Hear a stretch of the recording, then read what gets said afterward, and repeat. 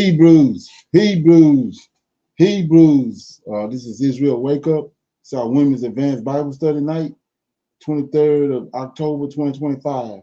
Okay, I'll be dealing with the book of Gad, the seer, and I'll be dealing with Tamar out of the book of Gad, the seer. We're going to read that and we're going to read the story and break it down. Okay, you go to our YouTube channel, The Prophets of Awakening.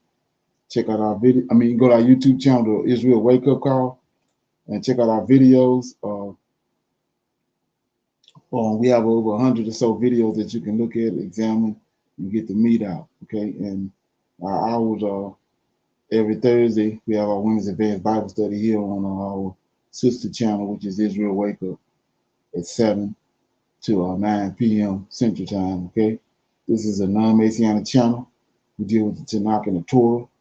Tanakh being the Old Testament, so-called Book of Remembrance, and the Torah is the first 5 books of the Old Testament that was given to Moses by our Savior and our Redeemer, the Lord of Hosts. Okay, this channel was created to aid and assist all Hebrews who are waking up in these last days to their true identity and understanding who their Savior and their Redeemer truly is. Shalom and welcome to the channel, and welcome to our Women's Advanced Bible Study. We're going to do our normal, which is a moment of silence, prayer, Psalms. We have some women's help with Michelle, current events, need to know information. You open it up for some Q&A, comments, dialogue, anybody with any testimonies. And then we'll go into our topic for discussion, which is we'll be dealing with the shutdown that's going on right now, the government shutdown. We're going to play that video, and then we're going to talk about that, and then we'll go into our scripture reading, which is out of the book of Gad, the seer, right, pertaining to Tamar. And we'll pick a scripture like we normally do, read that scripture, break it down, then we'll close out. Okay? This moment of silence is for the Lord of Hosts, and all of these doing to bring about our prophesied deliverance in these last days. O Lord, righteousness and uprightness belongeth unto thee.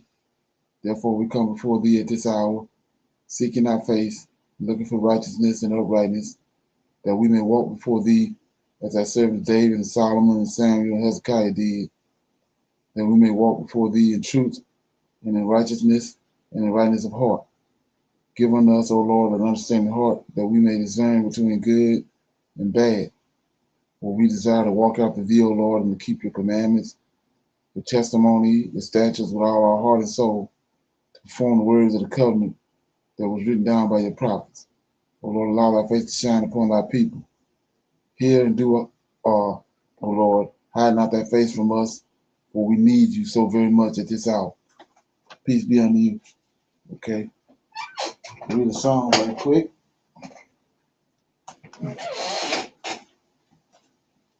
Okay.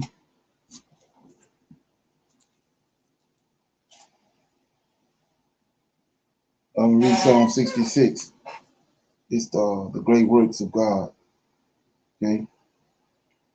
Make a joyful noise unto God, all ye lands. Sing forth the honor of your name.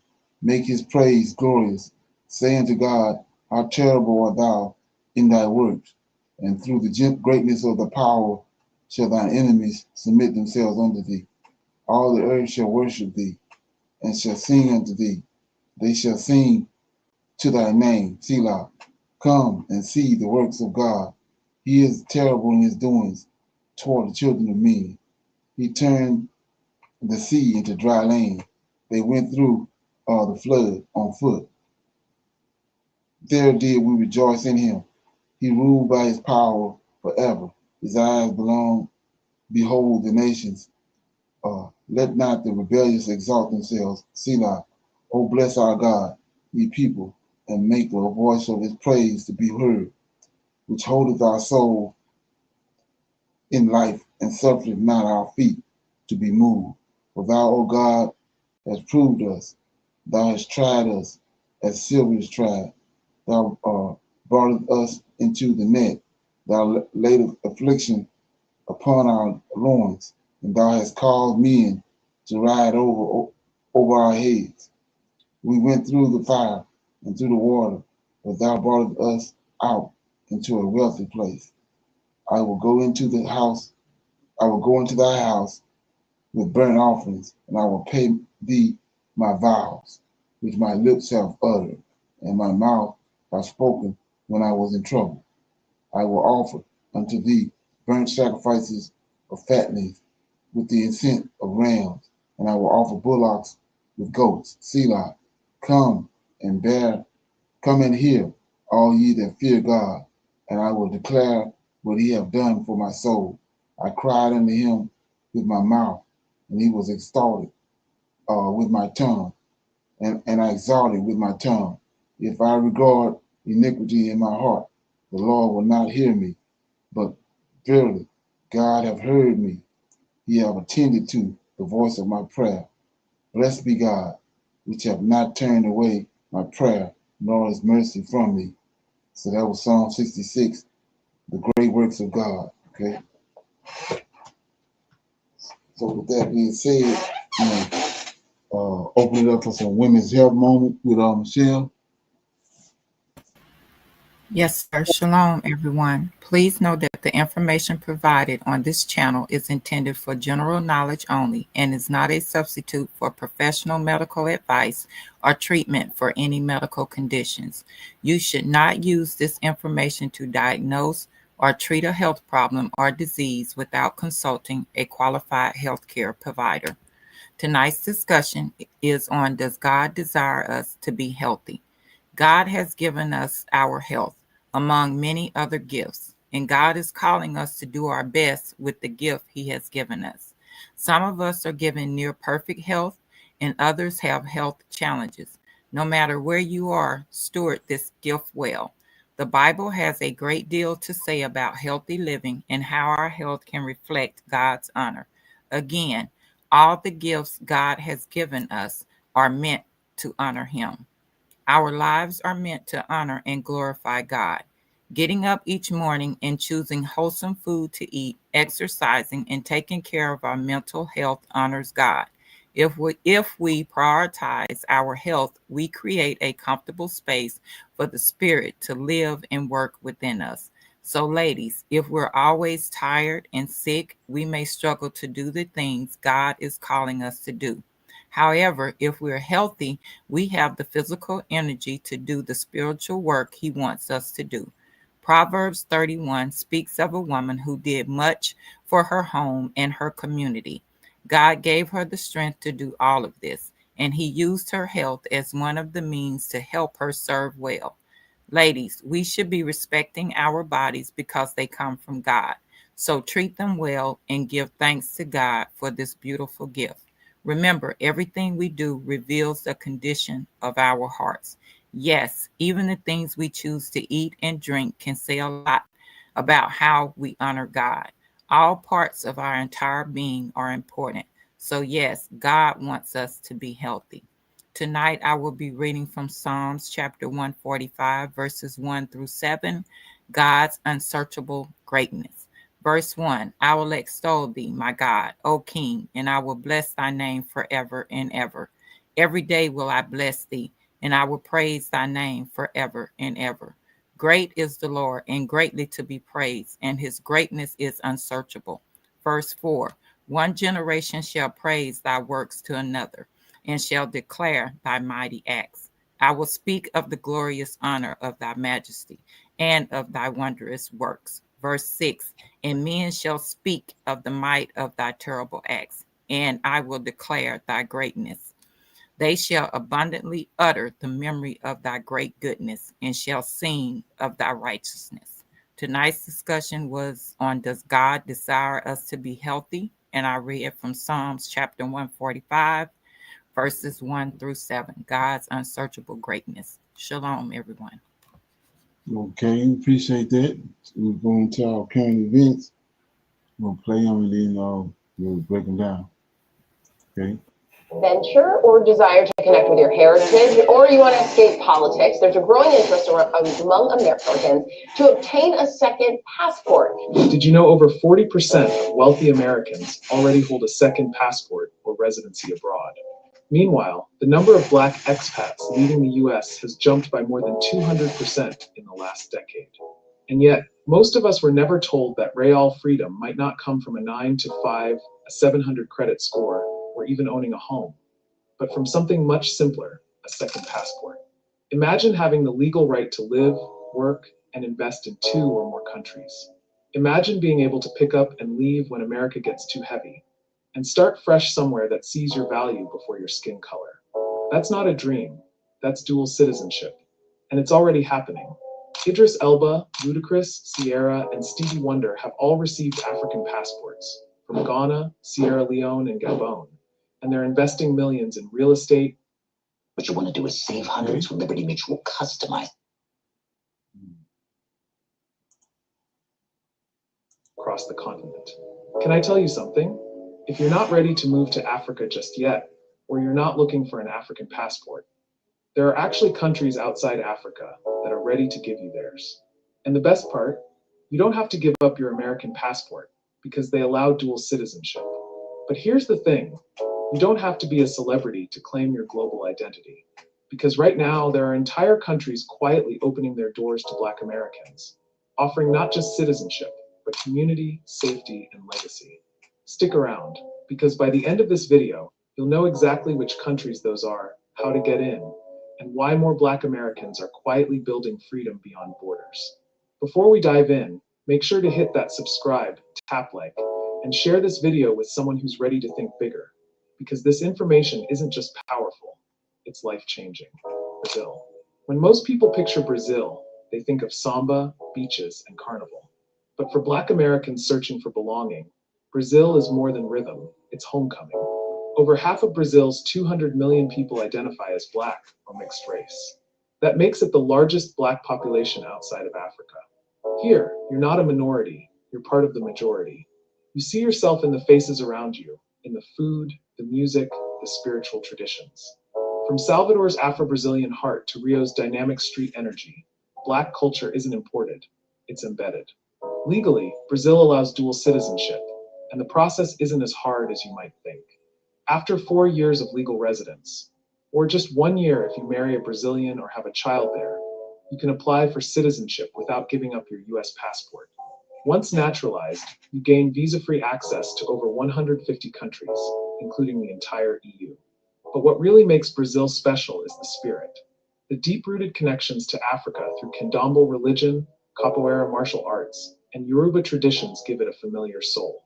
The cost of living is reasonable, and remote work options have made cities like Bahia and Recife hubs for Black expats seeking both heritage and opportunity.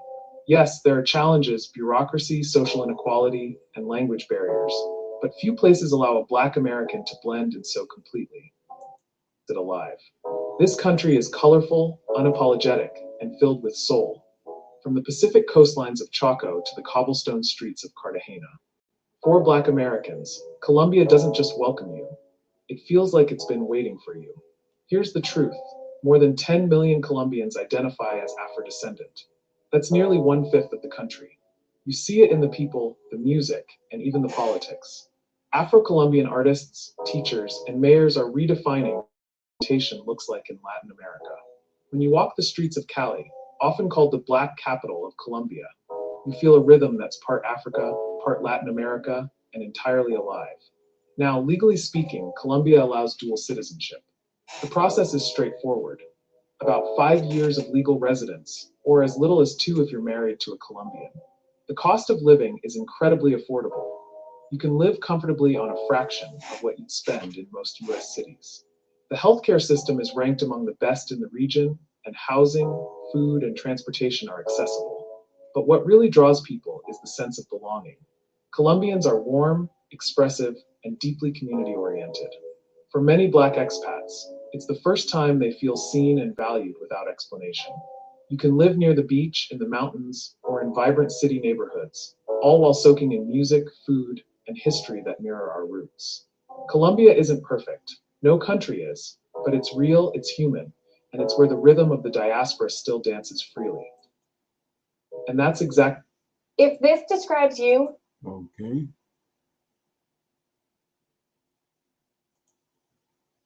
Love it. It's calm, politically stable, progressive, and yes, it allows dual citizenship. You can keep your US passport while gaining a second home in one of the most peaceful nations on earth.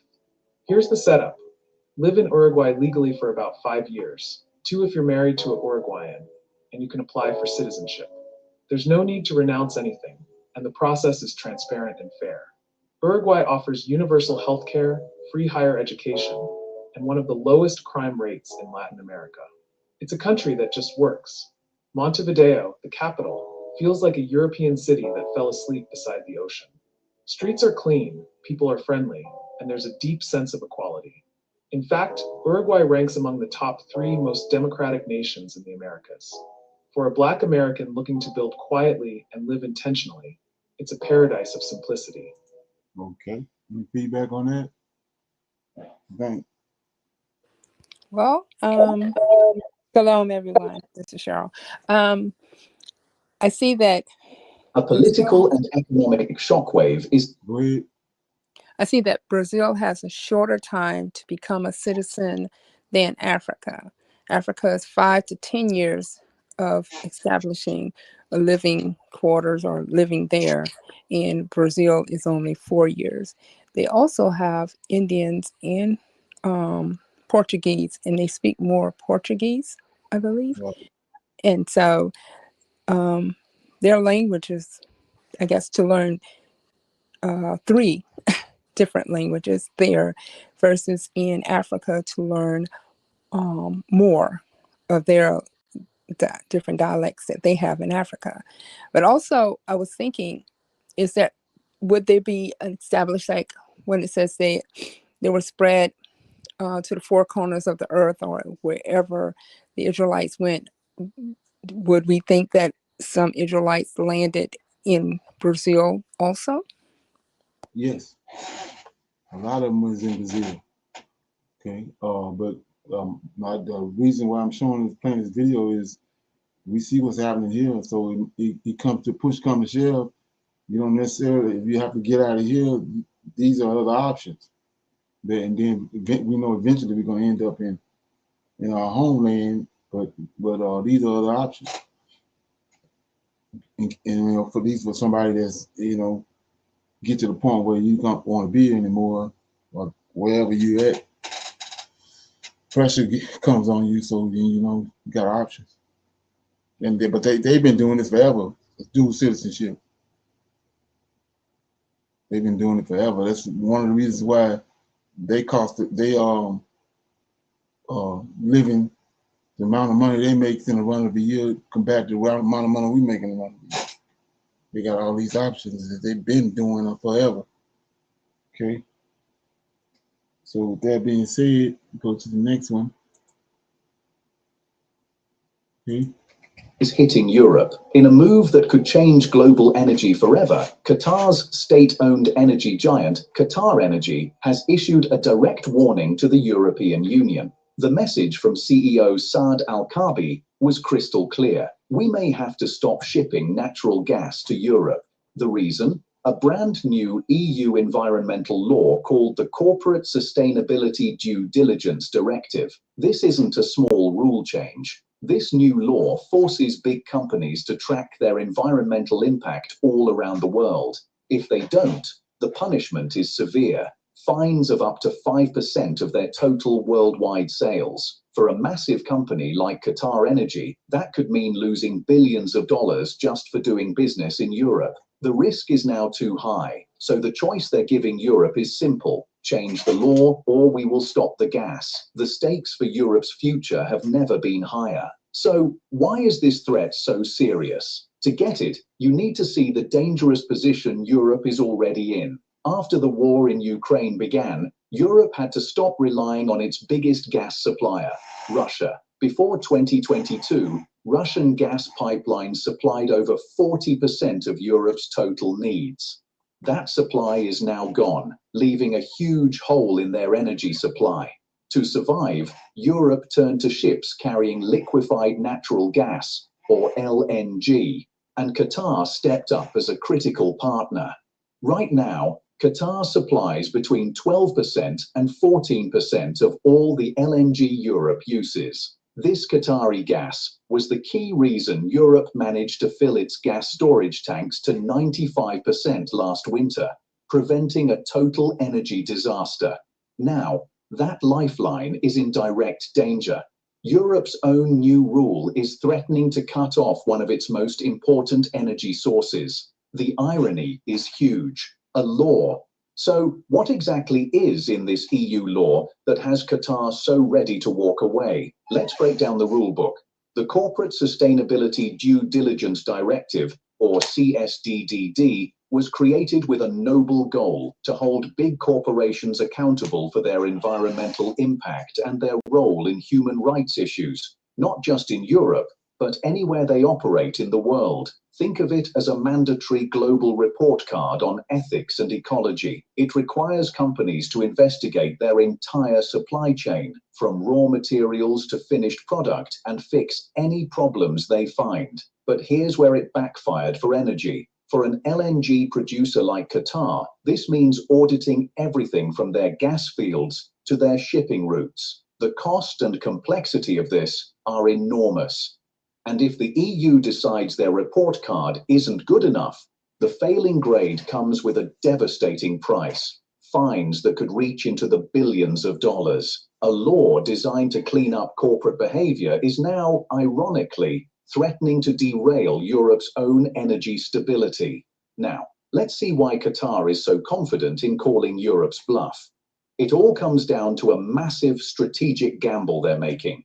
Qatar is currently pouring over $30 billion into the North Field expansion, the largest LNG project in the world. This will boost their production by a massive 60% by 2027. This isn't just an expansion. It's a statement of intent to dominate the global gas market for decades to come. Minor adjustment for traveling and commuting.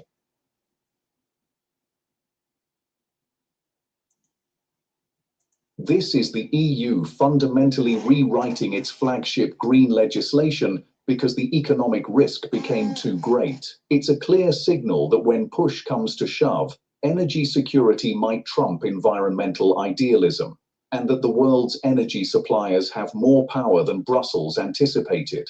This standoff over gas is about much more than just energy. It reveals a fundamental shift in global power that will affect everyone. For decades, Europe and the United States could set the rules for global trade.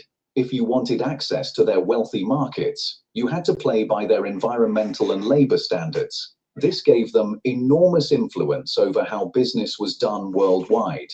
But what we're seeing now is the end of that era. Resource-rich nations like Qatar, along with rising economic powers in Asia, are now saying they won't simply follow rules made in Brussels. They have something the West desperately needs: energy, and they're using it as leverage to write their own rules. This isn't an isolated event.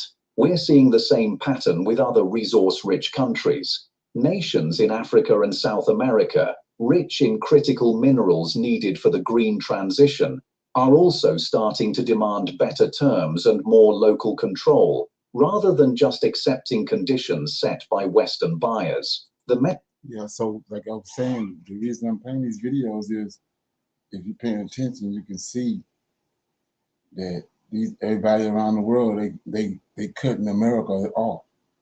Like I said, eventually it's gonna come to a point where this place is gonna be not gonna be good.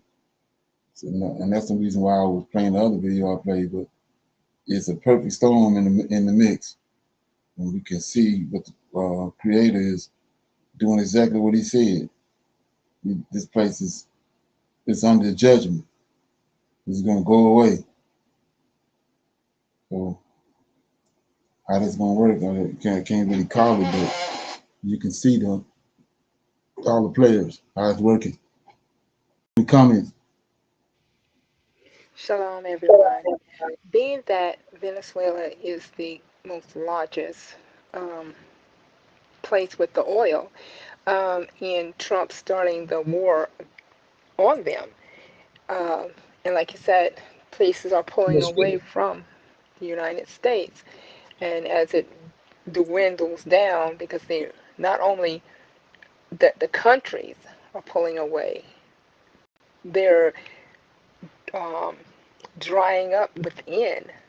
How things are happening here in the United States versus what's going on in the world. They have their own little mini war here against a lot of things, the healthcare, against all these things that they're pulling in. So they're going to basically destroy themselves within before the outcome, the outside destroys them. I mean, this is the way it looks. He's tearing it down within and without.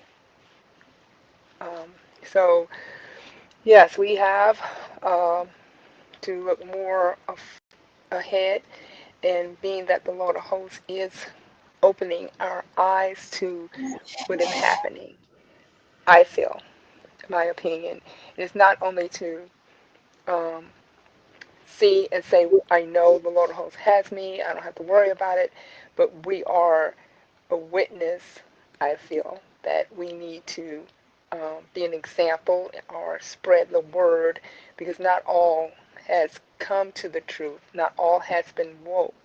And if the number of people that the Lord of Hosts said he wanted, or his children, or awoke, then he would be here to, or he would come with the judgment. But not all has woke, and I'm glad of that. We are not all woke, because I just woke up a couple of say a year and a half ago when we got on the channel, and came to realization that the New Testament was all a host for us to be embedded into serving that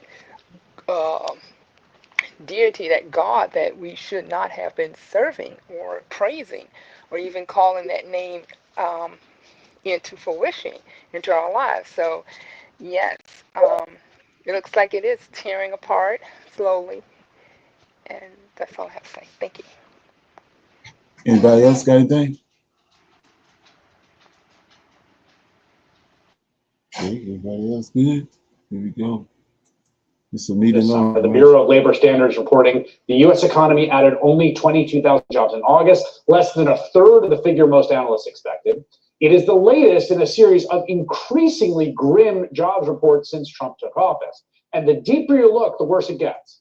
Because today the government also revised its numbers from previous months. They said rather than gaining 14,000 jobs in June, the economy actually lost 13,000 jobs.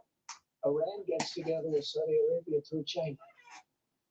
And China's taken over. And China, I heard a couple of people say, well, the dollar will never lose the dollar standard. Are they kidding? China wants to change the standard, the currency standard. And if that happens, that's like losing a world war. We'll be a second-tier country. We'll literally be a second-tier country if that happens. Now you're losing Brazil, losing Colombia, South America. You're losing Iran, you've lost it. You lost Russia, and if you haven't lost them yet, you're going to lose them. China's on the yuan, so China's gone. Then you see France going on. What's going on? We're losing. If we lose our currency, that's the equivalent of losing a world war. A currency is what makes us powerful and strong.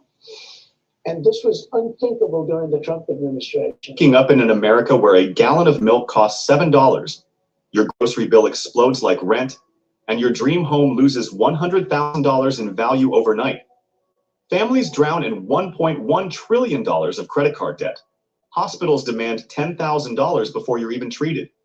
Tariffs slam imports with brutal price hikes, and foreign tourists, once pouring billions into our economy, are vanishing as trade wars poison them. Imagine waking up in the heart of Washington, D.C., only to see the largest retailer in American history facing an exodus unlike anything seen before. Walmart, the symbol of U.S. economic power, the pride of American consumer culture, suddenly finds its parking lots empty, sales collapsing, and its executives scrambling for. And so not only are the people leaving here in mass numbers, these companies are leaving here, and like they're saying right here, the biggest supplier is Walmart. It's leaving. Sirs. Now imagine that this exodus isn't happening because of a boycott, a pandemic, or a supply chain crisis. It is happening because millions of people are no longer convinced that Walmart is the future. They have found a better alternative, and that alternative is Africa. Yes, you heard that right. Africa, the continent once dismissed as too poor, too unstable, too dependent. Today, Africa is rising with a vengeance, and it is taking the global market by storm. From Accra to Addis Ababa, Lagos to Nairobi, African entrepreneurs are not just selling goods, they are rewriting the rules of global trade. They are producing higher quality products, building world-class logistics systems, and creating digital platforms that bypass the very middlemen that used to control global commerce.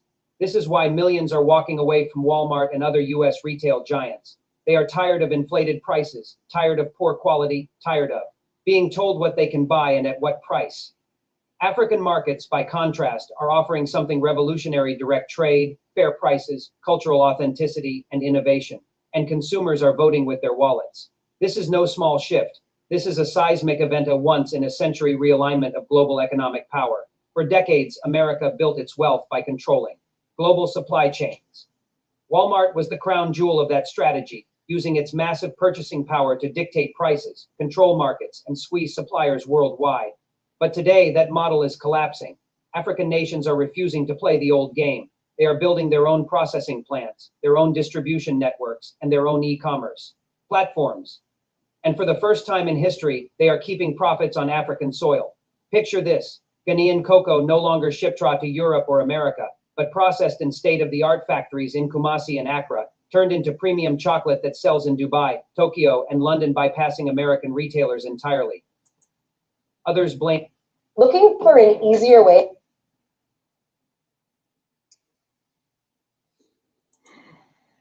Trade policies. But the truth was much simpler and much more difficult for Washington to accept. America had taken Africa for granted. It assumed Africa would forever remain a supplier of cheap raw materials and a dumping ground for mass-produced goods. But that Africa no longer exists. The Africa of today has trade agreements like the African Continental Free Trade Area, AFTA, which has created the largest free trade area in the world by number of countries. That means African nations are now trading more with each other, reducing dependence on US imports and strengthening their internal markets. The result is a continent that is speaking with one voice, negotiating from a position of strength and building value chains that keep profits in Africa. And this is okay. So, like I said, the rope is tightening up more and more and more. With that being said, anybody ever want to open it up for any questions, comments, any dialogue, any testimonies? Everybody have anything they want, any questions they want, or anything they want to talk about? Comments on anything? Shalom. I have a question that was brought to mind when I was looking at one of those social media. And speaking, it was saying that the true Hebrew language is no longer being um, presented or being spoken. But they also said that if we take to look at the New Testament to see where did those scrolls come from, were they written in Hebrew, and find out that they were saying those were written in Greek and Latin, but not Hebrew. So that kind of say that the New Testament was not even a part of the Old Testament. And I know we've gone through and got the meat and left the bones with that. It's just that I was thinking maybe our outside audience would not have known of that. And the question is, how can we get the actual meanings of words, the definition of the words that the Hebrews wrote, that we would understand what those words mean so we can have a better understanding on what the Most High was speaking or giving those, orders to, uh, for us to know what we're speaking. Because some of the definitions of words that we're speaking, or we're realizing, or we're coming up with, okay, this means that. And so we go on the narrow road or the wide road of learning that way, but it's not. It's not to say, I think you said once before that a word that we're They're not speaking like we think that they're speaking of. And then so far as like saying the unclean food, um, it's not really saying. And also something that's a clean food, if you're not preparing it correctly, is unclean.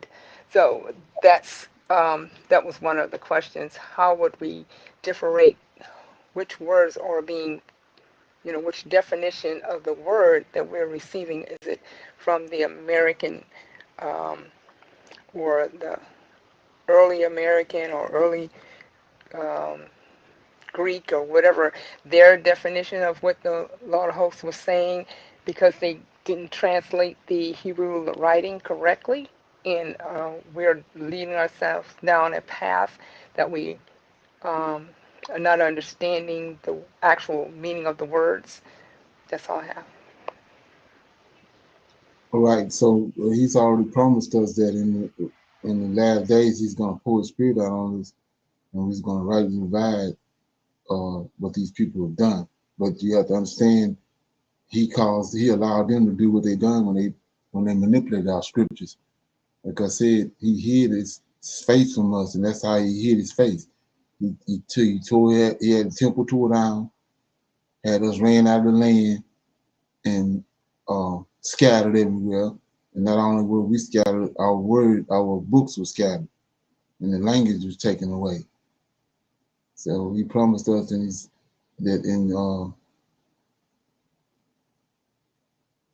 can't think of the book, but he says he promised us in Zephaniah chapter 3, verse 11, that he's going to pour his spirit out. I mean, he's going to return the pure language to us.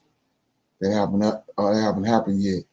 And when you understand about Ezekiel 37, when he's going to resurrect our forefathers out of their grave and bring them back, and he's going to use Elijah to bring us children alive today back to our fathers. So that's where the language is going to come from when he resurrect them. And so another thing, I had this conversation earlier today, was he got 12 tribes, but he took the Levites unto himself, right? And the Levites are the ones that he says that his word goes forth from the mouth of the Levites and the priests. So everybody in the Levite. But in order, he said he's going to help us. So in order to, when you understand how he helped us in the past, was the people had to go to the Levites. They sought the Levites.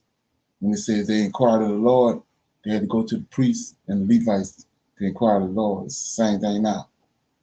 Everybody in the Levite. That's why there's so much drama going on with this awakening, because you got people that don't know what they're talking about, don't know what the Most High not dealing with them when it comes to that, but they're trying to deal with it. Coming from a Gentile perspective, Christianity and all that, but that's not how the Creator works. He's right now. He's dealing with it, waking up, and giving them the knowledge. It don't matter if they have the language or not. He had the ability to shine a light on things to show them the truth of the matter, and that's happening. Okay, anybody else? Shalom. I was just one more thing.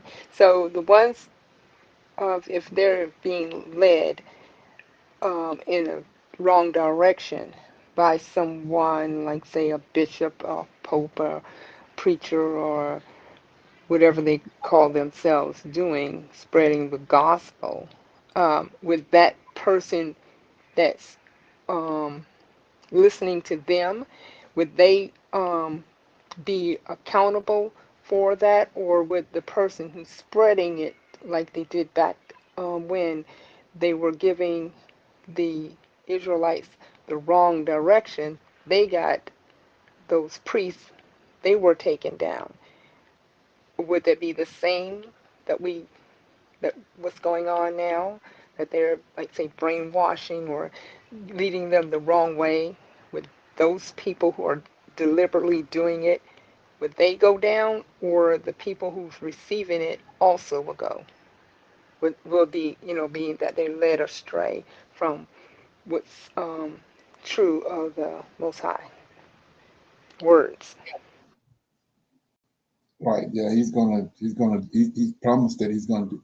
Everybody's gonna the truth is going to come across everybody, whether they receive it or reject it or not. It's going to be their fate. But he's going to, everybody, just like in the past, they all had the opportunity to receive the word and the truth of the matter. They had the opportunity to deal with it and deal with it rightly or deal with or not. And the ones that didn't, they received judgment.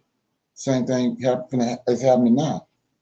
The word is the truth is gonna come across your path, whether you're in a place to receive it or understand it. That's on you, but it's gonna come your way. Okay. Before it's all said and done. Okay. Yeah. Anybody else got anything? Okay. With that being said, we're gonna play this right here, and then I go to my topic for discussion.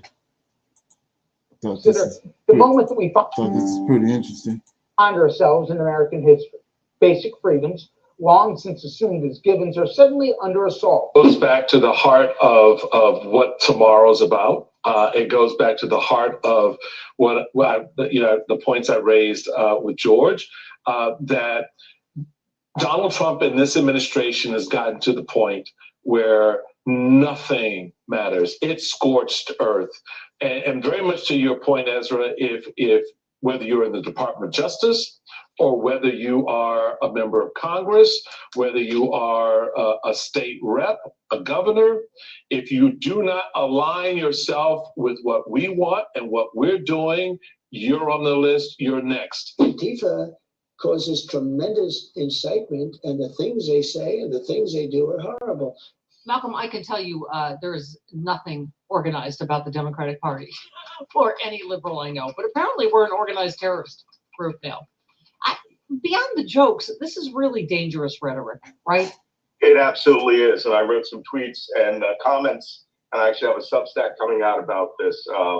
This is without a doubt, we are at the point of danger now. This administration has convinced themselves, based on their own fantasies, wrapped within their heads, watching footage that's 5 and 10 years old, and have decided that Americans, I wrote a whole book about this, right? They want to kill Americans, that other American citizens now need to be designated as equal to a foreign terrorist group or armed vigilante gang or armed gangs in El Salvador, in an effort to poison the mind of 1/3 of the electorate to attack and potentially kill another 1/3 of the electorate. If that sounds familiar, that's what Adolf Hitler did. He won with 33% of the vote. He got the other 33% to join together to try to wipe out the democratically elected 33%. We are in a very, very, very dangerous place right now. Well, I don't know what else you call it when you're sending red state, troops into blue states without their permission. That feels inciting of a civil war or whatever you want to call it. When you openly say Insurrection Act, right. And even a Trump judge says it has no relation to reality. What you're saying is happening in Portland or Chicago. It's a very dangerous. You're absolutely right. It's a really dangerous spot. Well, George Conway said authoritarianism is a cancer and it's growing, metastasizing in America now. Red, white, and blue, baby. Absolutely. Right? Red, white, and blue. This isn't Republican versus Democrat. This is Americans standing up to autocracy, standing up to someone who wants to be a king, very much as colonists did. 249 years ago. Give it Hamilton, rise up. There we go. Give it Hamilton. Can we say it? When are these colonies going to rise? I mean, for the people that haven't seen it, I will just say it does feel like that moment in the play where the people are like, we refuse to live under this tyranny, so we're going to make our voices heard. And the important part of that and the backdrop of that is what we see playing out. So you've got now John Bolton, who pleads not guilty in the latest political prosecution. You got Letitia James, you got Mr. Comey. You even have the president on tape in the Oval Office. Oh, Andrew Weissman, yeah, we need to go at him because I don't like him either, basically is what the man's saying. Y'all know y'all dealing with a petty president, right? Y'all figured that out yet? Okay. Any comments on that? Okay. My topic for discussion, like I said, is about the shutdown. I'm gonna play that, and then I'll go into the Book of Gad. Get that.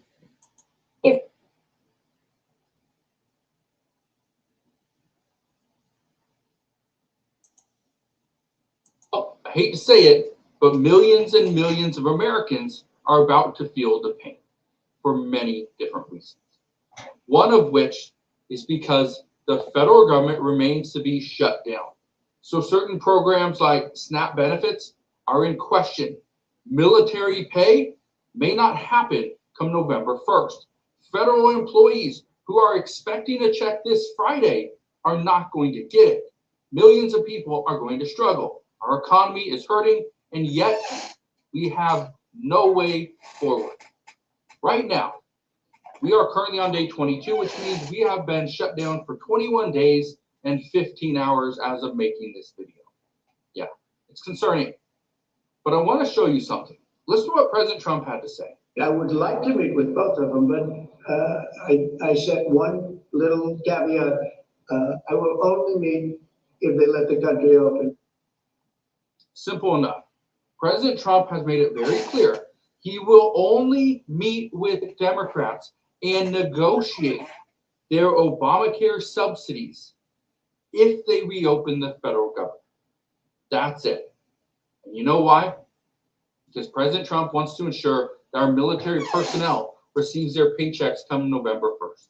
He also wants to ensure that WIC, this is an extension of the SNAP benefit program, that WIC recipients receive their benefits as well. This impacts women, infants, and children.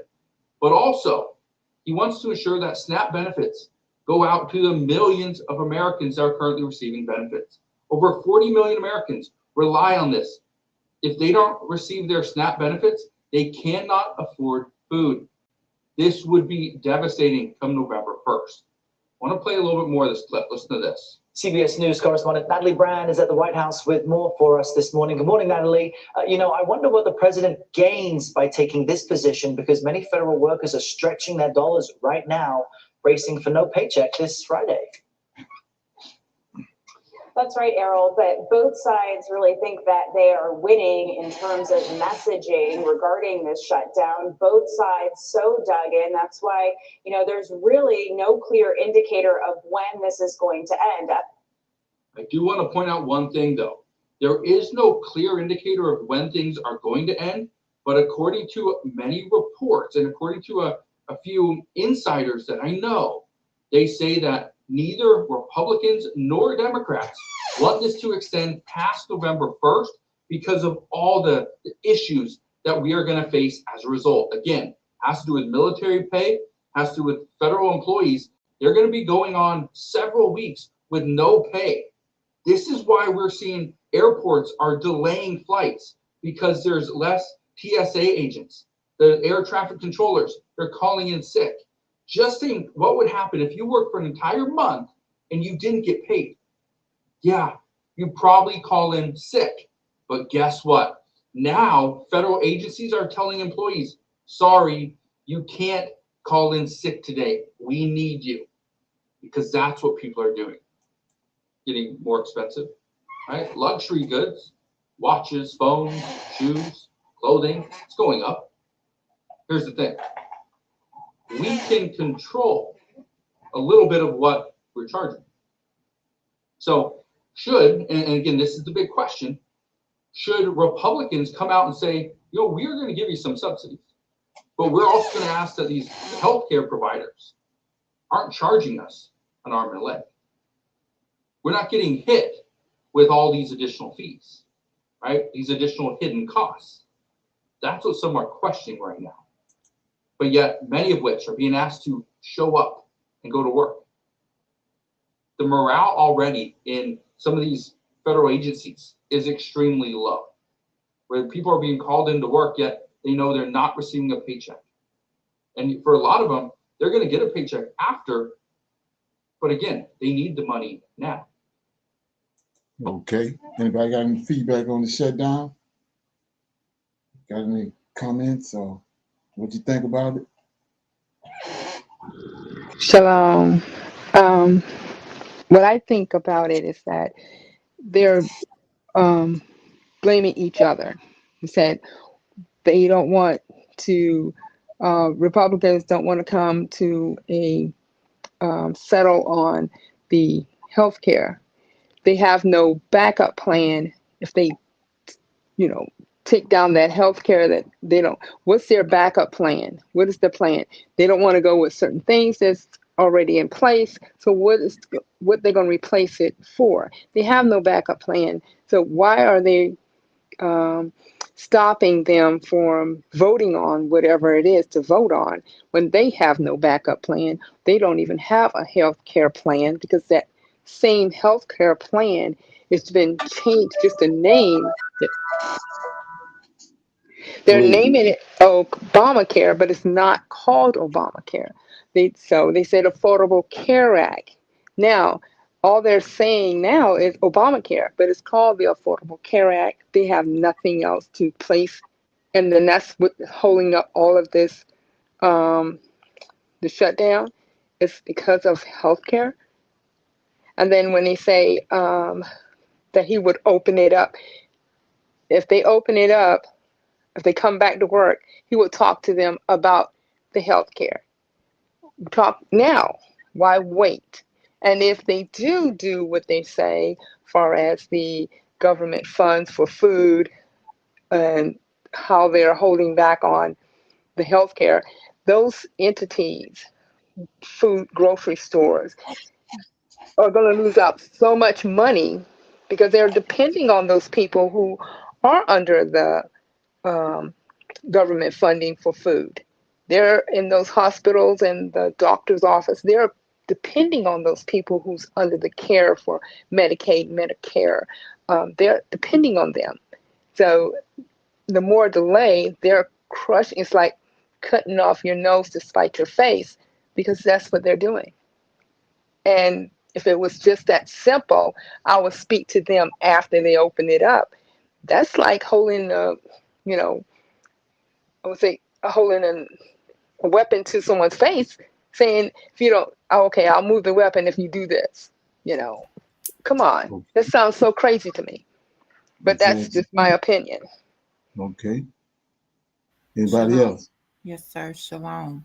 To me, Brother Leonard, it's like they have not even bothered to get past the first stage since all of this has started, right?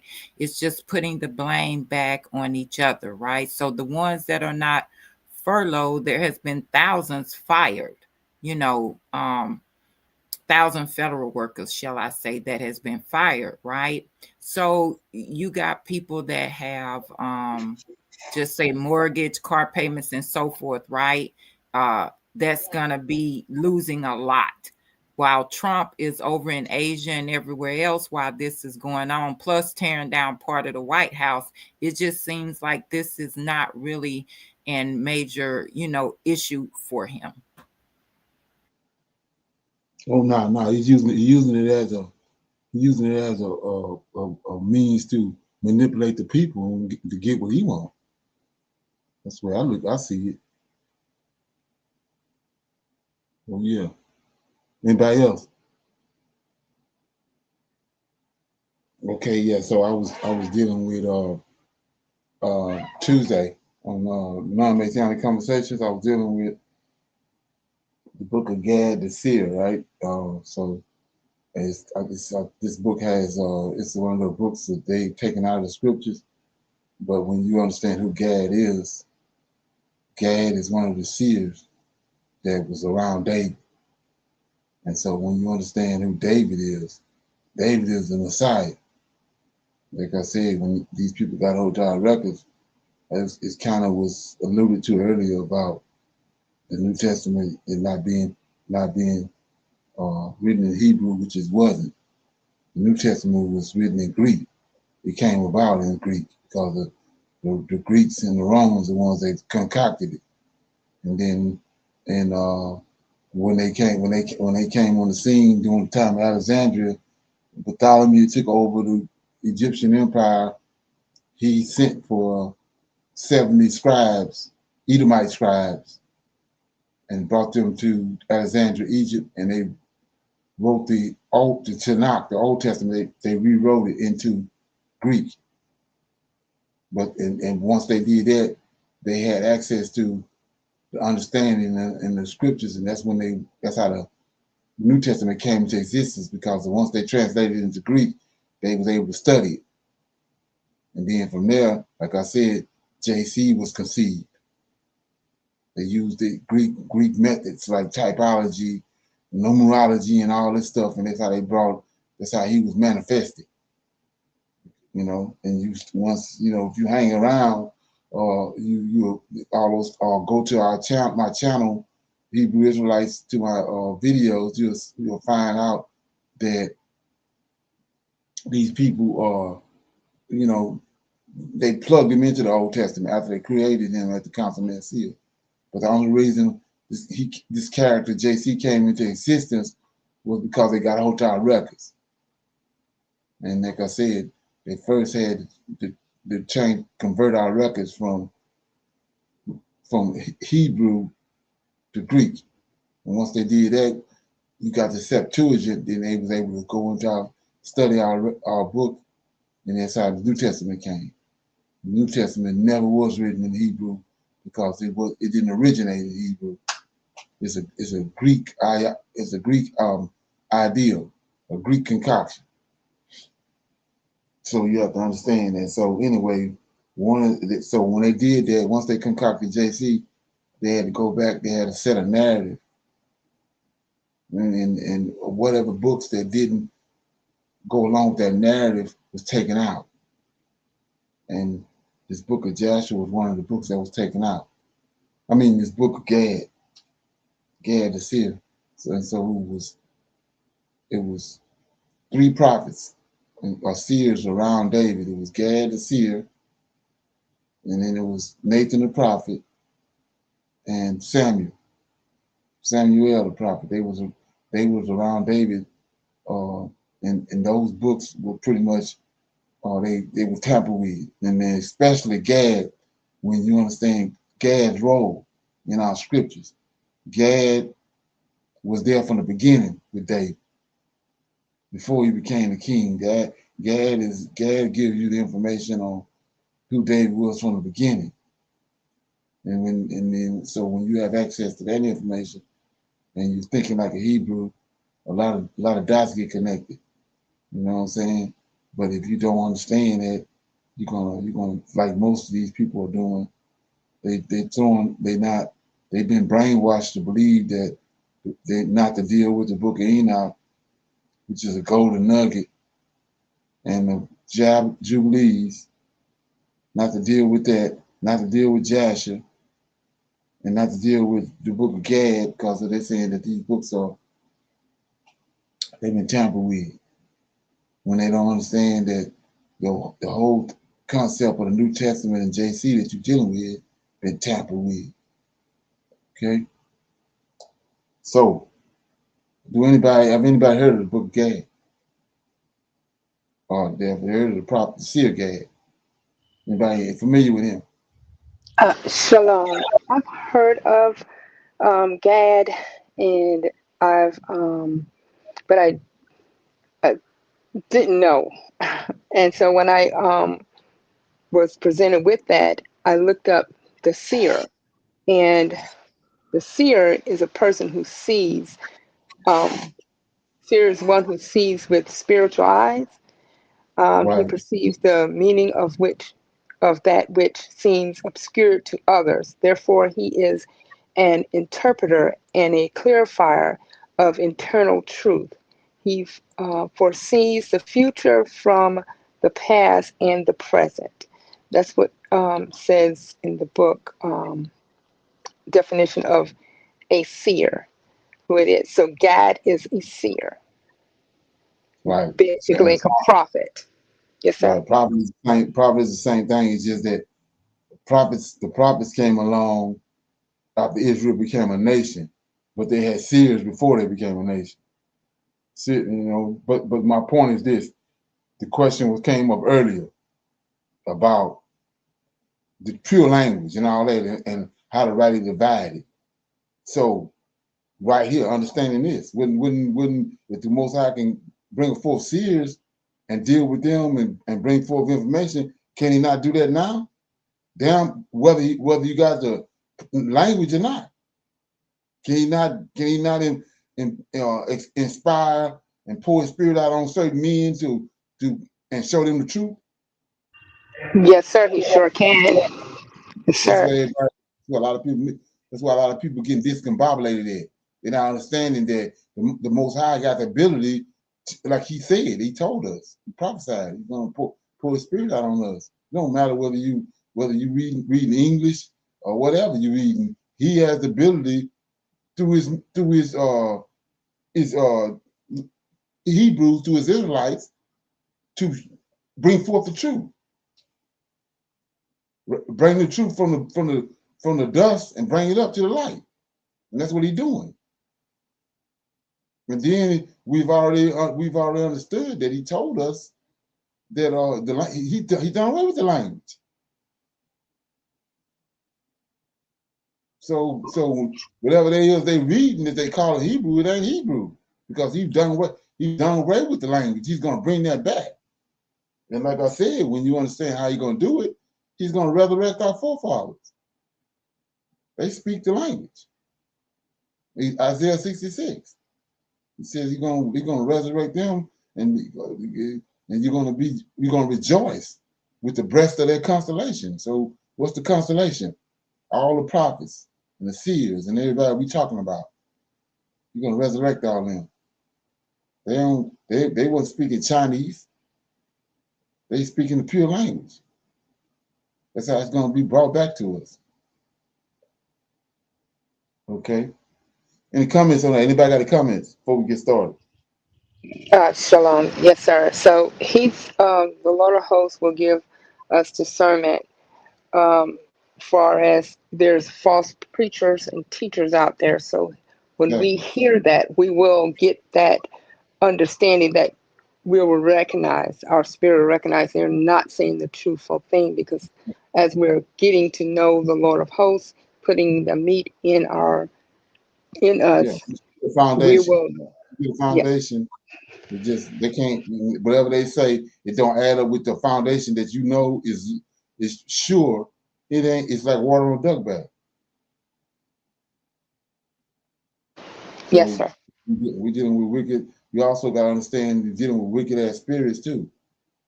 So and you got to, and the closer we get to closer we get to the end times, and whatever it is he has for you to do, you're gonna get attacked by wicked ass spirits. You got to be able to rightly divide that. It's gonna be wicked ass spirits coming from all angles, especially when you understand where he have you at in the role he got you doing. You're gonna get attacked by wicked ass spirits. So you have to be on guard for that. You know what I'm saying? So yeah, that's how that goes. So with that being said, we're gonna go into the book of Gad. What I'm gonna do is read it. So the book, the chapter I'm reading is about Tamar, right? And Tamar, if you understand from back in the day, Judah had an encounter with a woman named Tamar, right? But this is not the same Tamar. But this Tamar right here is the daughter of David. David had a daughter named Tamar. Okay, so I'm gonna start reading.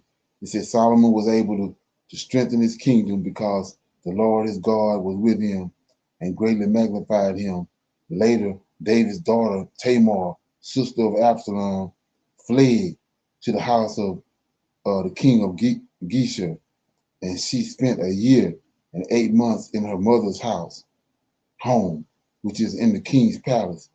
And King Solomon did not know that she left, because she went secretly and she concealed herself, going not only for the king, but all the people as well.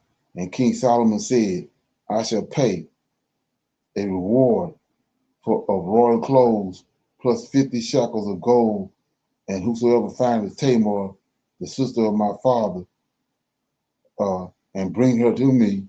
And the king's servants searched for her throughout all the land of Israel, but they could not find her. And she was hiding at her mother's house in Geshur, and her grandfather, the king, palace. And there was a friend of the king's whose name was Perez, and he lusted after her. The young woman was very much, for she was very beautiful and fair to look at.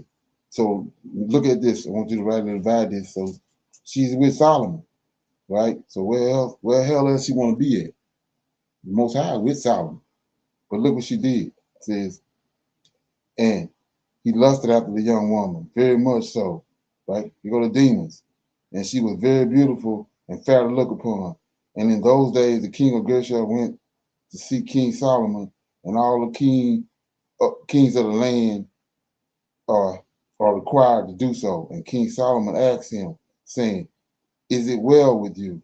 And he said, it is well. And he said, it is well with Mishak, Tamar's mother, in her house. And he said, it is well. Then King Solomon commonly asked, is it well with Tamar, my sister? And he lied to him, saying, I do not know. I have never met her.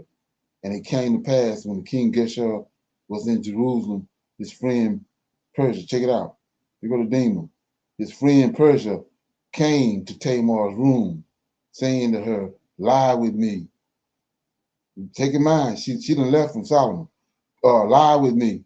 And Tamar refused him, saying, let us not, my lord, do not do this indecent thing to me, because I am the king's daughter. However, he would not listen to her, because he was burning with lust. And Tamar knew she was no match for this man. So she cunningly said, my lord, listen to the words of your maidservant. Behold, I play the harp beautifully. First, lie down at my knees and listen to my song. And after I play the song of my heart, then will I do all your heart's desire. And Pizra listened to Tamar, and he laid in her bosom. And as Tamar took the harp and began to play beautifully, she said in her heart, Lord, King of my father David, your servant, send your light and truth to hold me, and do not allow this wicked, uncircumcised, impure man to have his way with me. For you know what is in my heart. So do not let this daughter of David, your servant, sin. My father, remember the disgrace of your servant David, my father, and your daughter's disgrace. And I go before El Shaddai throne of glory, and ask mercy for myself to God, to the God of hosts, to help me by his help. For he does not want wicked men to triumph, and his desire is to help those who have been robbed to overcome the strong. I beseech you, O Lord, save me now. I beseech you, O Lord, let me prosper. I call on you this day because I am frightened. Please answer me, and do not let this impure man cause me to lose holy seed by this impure act. For you are the holy God, and I trust in you. And the Lord heard the voice of David's daughter, and God caused Persia to fall into a deep sleep, and he fell asleep on her bosom while she was playing the relaxing sounds of the harp. And when Tamar saw that he had fallen asleep, she unsheathed the sword that was girded around his waist, and she said, Lord of hosts, remember David, my father, and sustain me with your strength like you did my father. Help me as you helped Joel, the wife of Heber the Kenite, to rid sin and sinners from the earth. so all will know that you are the only Lord. And she took the sword and ran it through Perez's heart, and Perez fell to the ground dead. And Tamar saw that Perez was dead, and she cried with a loud voice, "May all your enemies and the enemies of your people perish this way, O Lord. And now I have seen that you have heard my voice because of my father. You have intervened to not allow his daughter, okay, to be disgraced by this impure man. Blessed are you from everlasting to everlasting. Amen." At the time of the new meal, Perez's servants came to call their master to the king's table. And when they came to the inner chamber, they found Tamar with his bloody sword in her hand, standing over the dead body of their master Perez. And they turned trembling to one another, saying, "What happened?" And they took Tamar into custody and brought her to the king's ministers. And the king's servants said to Tamar, "What have you done? And you have killed the king's friend. You know that our master, the king, will consider this a disgrace." And Tamar said, "Should one deal with a king's daughter like a harlot? His blood is upon his own head, and I will be seen as guiltless and pure in the king's eyes." And they took Tamar and put her in the hands of a warden of the prison. And they went and sent a letter to their king, who was still in Jerusalem, by the hands of the couriers, that Tamar, king's granddaughter, had killed his friend Perez, and that Tamar was sent to prison until the time of the king's return. And the courier came to Jerusalem, and the King Solomon's guards stopped him, and he asked them, Where are you from?" And they said, "We come from Gersha to bring letters to our master, the king." And the guard seized them and brought them to King Solomon. And King Solomon said, "You came here to spy out and to spy out the land. Give me your king's letter, and I will see it. See if you are sinning against me or not." And King Solomon took the letters, gave them to his son Shisha, the king's scribe, to read. And they read through them and found where Tamar had killed Perez, and that she was in prison. And King Solomon called Ahasha, who was head of the household, and said, "Put these uncircumcised men in jail. Bring the king of Gersha to me." And he did exactly as he had been commanded. And the king of Gersha was brought before King Solomon, and he bowed his head toward the ground. And King Solomon said, "Why have you deceived me, lying, while Tamar, my sister, was with you? You told me that you had never met her in your entire life.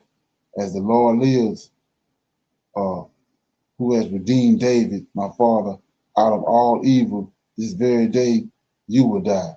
And King Solomon called Benaiah, the son of Jediah, and said unto him, "Go and execute the king of Gersha and his couriers."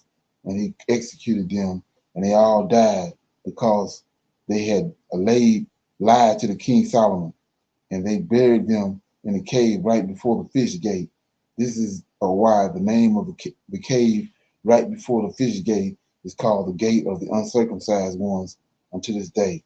And Solomon sent Benaiah, the son of Jediah, and 10,000 valiant men of Judah with him. And he said to them, "Go to Gersha and bring back Tamar, my father's daughter, with you, and destroy the royal palace. But be careful not to harm Tamar's mother, for she was King David's wife." And they went and they did all that King Solomon had commanded them, and they brought Tamar before King Solomon. And Tamar bowed down to the ground before the king and said, "Let my lord the king, my brother, live forever." And King Solomon asked her, "Why did you flee to Gersha?" And she answered, I was living in my brother's Absalom's home, disgraced because of what my brother Amnon had done to me. And I decided to go to my mother's house so I would not be disgraced in the eyes of the princes there. And King Solomon asked her, why did you kill Prezak? And she answered, this is what that uncircumcised one did unto me, and this is what I did to him in revenge. And King Solomon said, the Lord has truly blessed you with discretion. You were wise and active, and you were victorious. And King Solomon spoke openly to all his servants, saying, has anyone found such a charming and heroic woman? And he said, daughter, God is gracious unto you. From this day forward, you shall not be called my sister, but my daughter, because you are extremely wise. And King Solomon gave his daughter Tamar to Abinadab's son of his wife, and she found grace in her husband's eyes, and he loved her very much. He was an officer over all the region of Dor, about 8 miles north of the Sea of Galilee. And King Solomon renamed Tamar, his daughter, Tefnah, or Sadik, the first of the incense. And this was her name to the rest of her life. So that was chapter 13 out of the book of Gad. It's about Tamar. And so, like I said, to give you a little more history on that, Tamar had a situation with back when her brother, when they was younger, and she got violated by one of the Canaanite kings, and they ended up terrorizing the whole city on Tamar's account. But then, right here, she ended up in another situation that the Lord had to get out of. Okay. Any comments on that? Anybody have anything? Let me see if I can't find that. If somebody got something, you want to think about it for a minute? I'm gonna try to find this other story what happened with Tamar. I think it's in First Kings. Like I was saying, anybody familiar with Tamar? Yes, sir. But I didn't know that she was renamed. That really stood out to me. I didn't know that part. With reading her story in the KJV, I mean, in this story you get, a whole lot more, and you connect some more dots, because like you say, the word is spread it all over the place. So you just can't stick to the KJV and expect to get the full understanding. So with you reading this, even though playing it Tuesday night, I'm like, oh wow, I didn't know that. Wow. Right. So the name is TAPHATH. If you want to search it out, because you're gonna be bedazzled when you find out what that is. But yeah. So let me try to find this.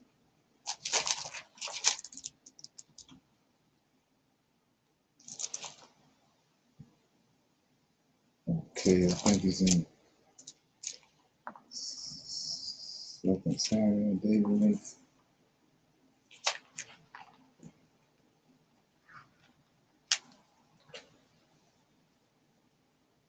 Brother Leonard, you looking for Amnon and Tamar? Yeah, exactly.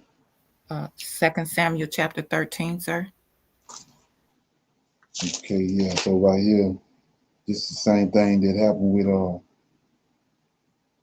No. I'm getting it mixed up. It's the house of David. So Jacob had a daughter too, and she got violated. Right? Remember that? Yes, sir. Yes, that's what I was thinking about. But I see now that Tamar got in a situation right here with her brother Amnon. But Right. I was thinking about, so right here it says, and it came to pass, it's chapter 13, verse 1. It came to pass after this that Absalom, son of David, I had a fair sister whose name was Tamar, and Amnon, son of David, loved her, and Amnon was so vexed that he fell sick for his sister Tamar, for she was a virgin, and Amnon thought it hard for him to do anything to her. But Amnon had a friend whose name was Jonadab, the son of Shema, David's brother, and Jonadab was a very subtle guy, crafty. And he said unto him, why art thou, being the king's son, lean from day to day? Wilt thou not tell me? And Amnon said unto him, I love Tamar, my brother Absalom's sister. And Jonadab said unto him, lie thee down on thy bed and make thyself sick. And when thy father cometh to see thee, say unto him, I pray thee, let my sister Tamar come and give me meat and dress the meat in my sight, that I may see it and eat it at her hand. So Amnon lay down and made himself sick. And when the king was come to see him, Amnon said unto the king, I pray thee, let Tamar my sister come and make me a couple of cakes in my sight, that I may eat at her hand. Then David sent home to Tamar, saying, go now to thy brother Amnon's house and dress him meat. So Tamar went to her brother Amnon's house, and he was laid down, and he took flour and kneaded it and made cakes in his sight, and did bake the cakes. And she took a pan and poured them out before him, but he refused to eat. And Amnon said, have out all men from me. And they went out every man from him. And Amnon said unto Tamar, bring the meat into the chamber, that I may eat of thy hands. And Tamar took the cakes which she had made and brought them into the chamber of Amnon, her brother. And when she had brought them into him to eat, he took hold of her and said unto her, come, lie with me, my sister. And she answered him, nay, my brother, do not force me, for no such thing ought be done in Israel. Do not thou this folly, and whither shall I cause my shame to go? And as for thee, thou shalt be as one of the fools in Israel. Now therefore I pray thee, speak unto the king, for he will not withhold me from thee. So that's what happened right there. So Tamar had been violated by our own brother earlier before this happened. Okay, so let me find this other situation real quick. Okay, a little time. Okay, let me see. Yeah, so I think that's in Genesis. 8.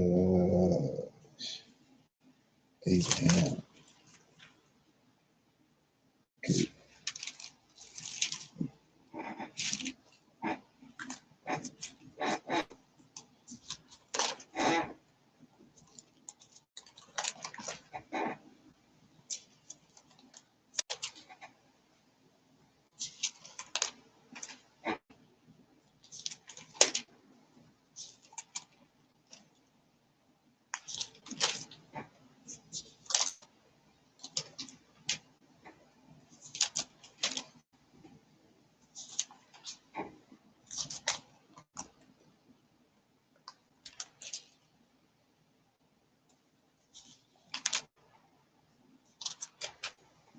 Okay, let's see.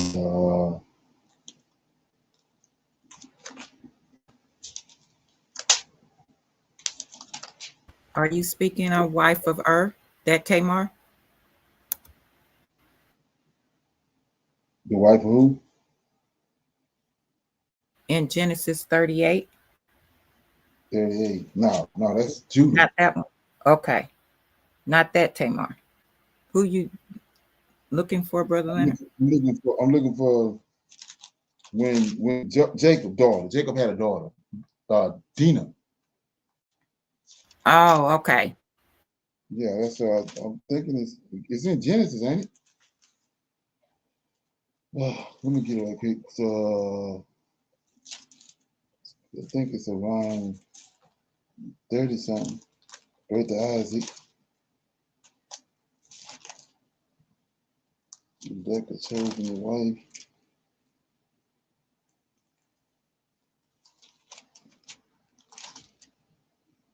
Both of Esau and Jacob. True at the will. Genesis 34. 28. 34.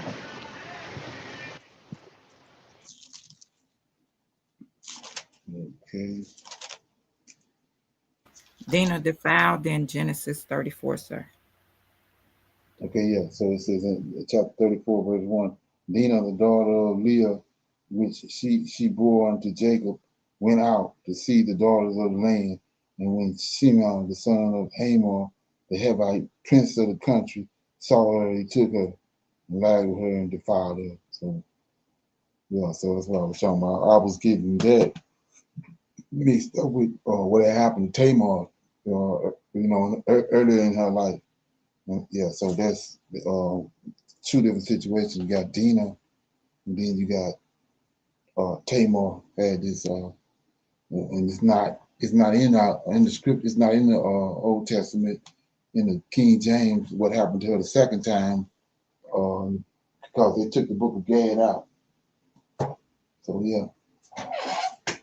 Anybody got any comments on that or feedback? Okay, we're gonna pick a scripture. Somebody want to pick a scripture? We'll read it and then we'll break the scripture down. Get some feedback. Shalom, everyone. Brother Leonard, can I please read out of First Chronicles, sir, chapter 29, Okay. verses 26 through 30, sir? Okay. First Chronicles chapter 29, verse 26. Thus David, the son of Jesse, reigned over all Israel. And the time that he reigned over Israel was 40 years. 7 years reigned in Hebron, and 33 years reigned in Jerusalem. Verse 28. And he died in a good old age, full of days, riches, and honor. And Solomon his son reigned in his stead. Verse 29. Now the acts of David the king, first and last, behold, they are written in the book of Samuel the seer, and in the book of Nathan the prophet, and in the book of Gad the seer, with all his reign and his might, and the times that went over him and over Israel, and over all the kingdoms of the countries. That was First Chronicles chapter 29, verses 26 through 30. Shalom. Okay, you got some feedback on that? Yes, sir. Again, it goes back to, people saying they don't read the other books, but when you read the other books, you get so much information. So we see that there was 3 seers, not just Gad. I was reading earlier because you have been covering that all week, and I was reading an article where someone says, am I misreading this, or is Gad the only seer David had? Right. Yes. So I done, more research on that. Yes, sir. And found out that it was Nathan, Gad, and Samuel. So we have to read the other books to get a better understanding. Right. And then, understand who the Lord of hosts is. He's going to leave out Gad. He's going to leave Gad out. It's already right there to let you know it's something going on. There's a conspiracy going on right there, because why would you leave Gad out of the story? And what happened with Gad? Okay, it's crazy. Yes, then you sir. come to find out that information that in Gad is the missing link to understanding who David really is. Right. Yes, sir. And it also tells us he was the first and the last. So they try to, also, like you said, bring in JC. So whenever we get the chance, we need to just kick him in the hiney on down the road. You know what I'm saying? So just starting out the gate, verse 26 tell you, thus David, the son of Jesse, reigned over all of Israel. Exactly. Is that something? Okay. Anybody else got any feedback on that? Okay. So with that being said, I'm gonna say they had another successful women's class. So I'm gonna say shalom, and another shalom. I see we have our men's advanced Bible study tomorrow night. The women can come in through YouTube. So and then we have our morning Shabbat class on Saturday, and it's from 10 till 12 Central Time. So until then, I'm gonna say shalom. Shalom, everyone. Great class. Thank you. Shalom. Shalom. I highly recommend that you get this book and you read it because it's a must that you understand who God head is in the order that's in the Old Testament and Tanakh, because it's not the same as in the New Testament. And when you read this and you get an understanding, then the scriptures open up and then you begin to understand.